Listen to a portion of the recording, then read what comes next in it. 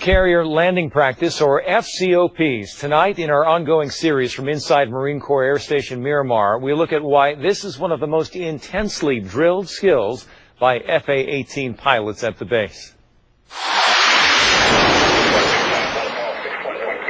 When you're driving near MCAS Miramar and you see F-18 circling the base, there's a good chance you're getting a glimpse of field carrier landing practice.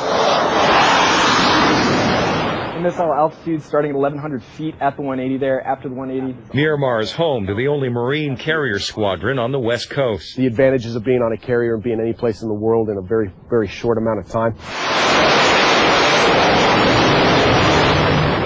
The ability to actually land and take off from that platform, while it is an administrative task for us, is extremely difficult.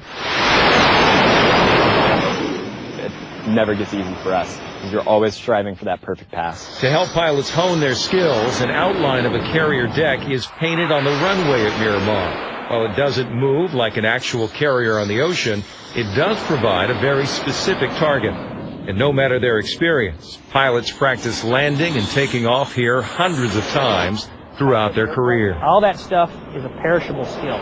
So we have to train to it all the time. It's not something like when you earn your driver's license, you have it forever. On this day, we were allowed to join the ground observers just feet away from the landing zone. It's an overwhelming feeling to be this close to the runway as they approach, and it is a feeling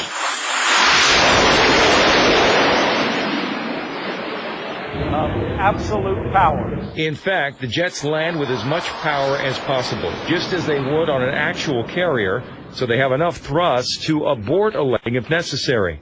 The exercise is often referred to as touch and go. Every landing, especially for guys that go to the ship, we try to treat it as if it's a carrier-style landing. There's different ways to land the F-18, and we always try to keep it as a carrier-style landing. At the end of the day, I'd really like to survive landing on carrier, and I'd like to do it well.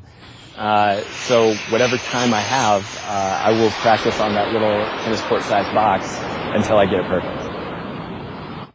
And, of course, survival, a key component of any mission. Our series from Miramar continues tomorrow night with a look at some of the weapons and tactics used by these flying Marines to ensure they come home.